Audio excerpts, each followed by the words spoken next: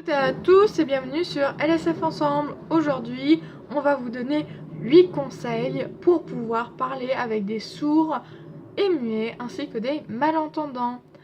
Le premier conseil que je puisse vous donner, c'est avoir du vocabulaire. Beaucoup de vocabulaire. Bonjour, ça va? Non, oui, pourquoi, ça va? S'il vous plaît, merci.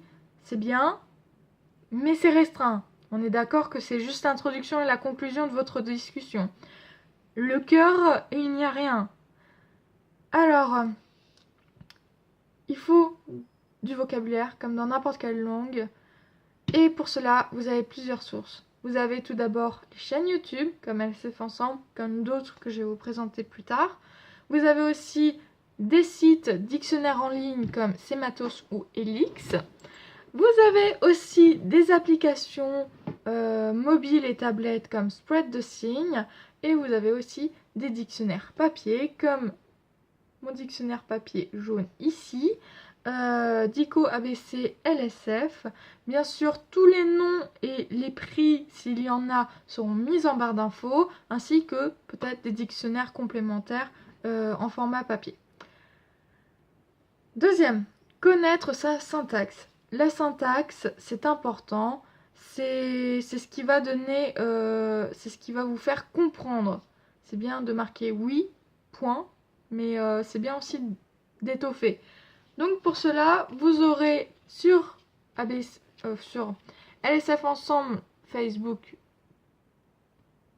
bien sûr, les fiches pour vous expliquer, avec recto et verso bien entendu.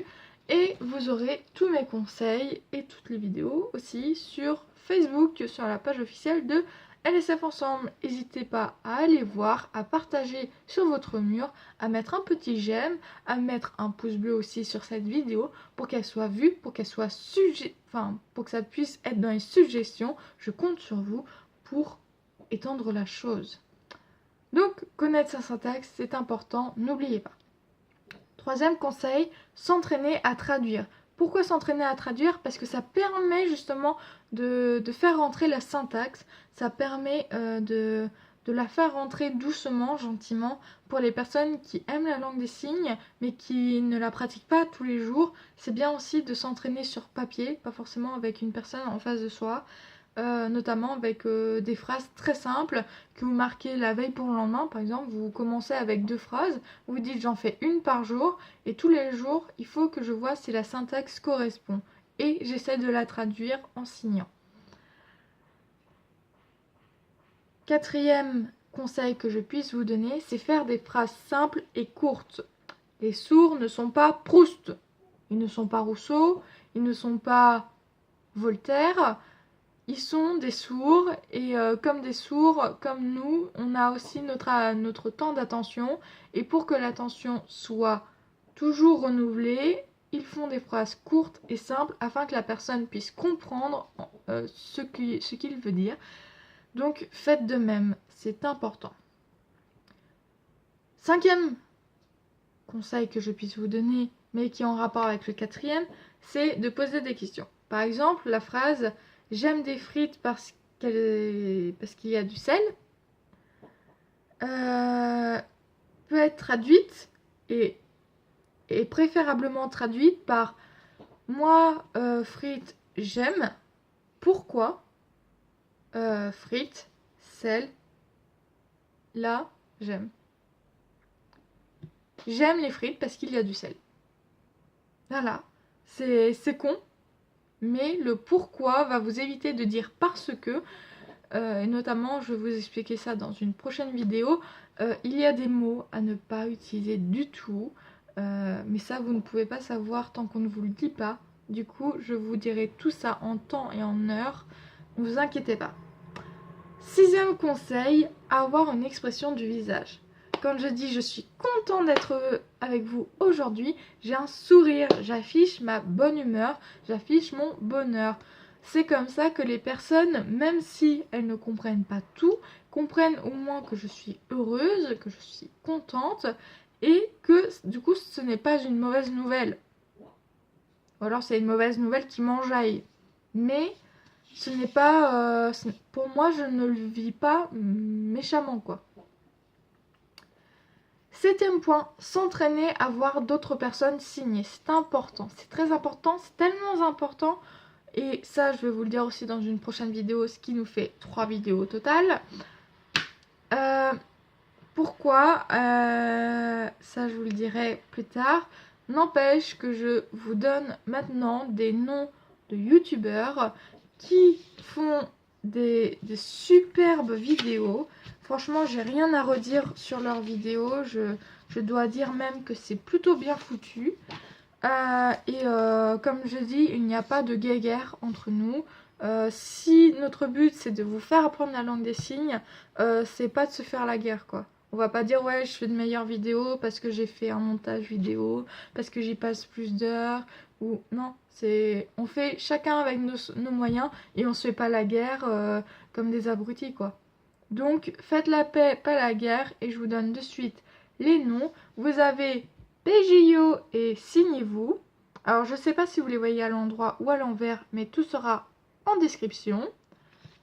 Donc PJO 89 et Signez-vous. Nous avons ensuite MAE Langue des Signes, la chaîne Langue des Signes, et les Mains Baladeuses qui font partie de l'IVT, donc de l'Institut Visuel International Visual Theatre, donc le théâtre visuel international qui est à Paris. Ils font partie de la troupe d'IVT et chantent en langue des signes, sauf que la traduction est super bien faite. Je vous conseille donc d'aller voir et d'essayer de comprendre un petit peu les paroles de chaque chanson, voilà, en sachant que vous avez le son en même temps.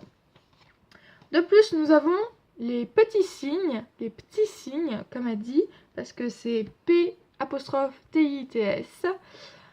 et signes comme les oiseaux en fait. Donc tout en finesse, c'est une femme, elle a l'air de très bien se débrouiller, je n'ai pas vu ses vidéos, mais elle a l'air de très bien se débrouiller, donc allez à voir.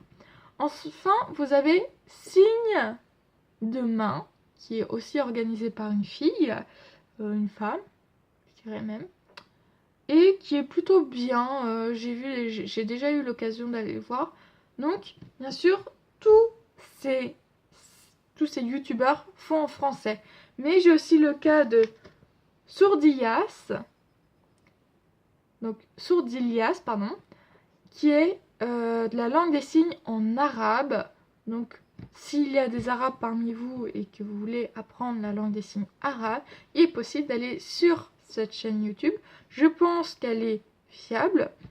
Je pense aussi que de faire de la pub pour cette personne peut être, enfin de la pub entre guillemets, de dire qu'il est là est plutôt positif parce qu'il n'a que 36 abonnés. Je pense que la langue des signes doit se diffuser et j'espère que vous pourrez l'aider à se diffuser. Et voilà. Et 8e et dernier conseil, à 8 minutes 27, ne pas hésiter à dire à un sourd « je suis entendant ». Donc, vas-y doucement, tu ne vas pas vite, d'accord? Et dites-leur de répéter. S'il te plaît. Répète, s'il te plaît. Ou sinon, c'est « je n'ai pas compris, répète, s'il te plaît ». Soyez poli, dites s'il te plaît, ce n'est pas méchant de dire s'il te plaît, et un sourd comme un entendant aimera bien le voir.